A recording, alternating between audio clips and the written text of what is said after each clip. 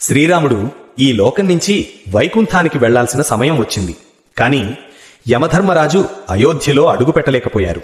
ఎందుకంటే శక్తిమంతుడైన హనుమంతుడు యమధర్మరాజును అనేకసార్లు ఓడించారు. అప్పుడు రాముడు ఒక అద్భుతమైన నాటకమాడారు. తన ఉంగరం ప్యాలెస్ నేలపై ఉన్న చిన్న రంధ్రంలో పడిపోయిందని చెప్పారు. హనుమా, నువ్వు తప్పకుండా దాన్ని వెతికి తీసుకురావాలి అని ఆజ్ఞాపించారు. వెంటనే హనుమంతుడు సూక్ష్మ రూపంలో ఆ రంధ్రంలోకి వెళ్లారు. అది రంధ్రం కాదు, నేరుగా నాగలోకానికి దారి. అక్కడ వాసుకి నాగరాజు ఉంగరాల కొండను చూపించాడు. వాసుకి ఇలా వివరించారు: ప్రతి యుగంలో రాముడు అవతరిస్తారు. ప్రతిసారి ఆయన ఉంగరం పోతుంది. దాన్ని వెతికేందుకు ప్రతిసారి ఒక వానరం వస్తుంది.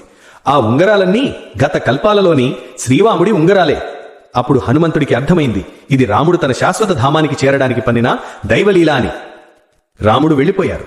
కాని రామనామాన్ని కాపాడేందుకు మాత్రం హనుమంతుడు నేటికి భూమిపై ఉన్నారు. హనుమంతుని కోసం ఒక లైక్ చేయండి. Download ShareChat.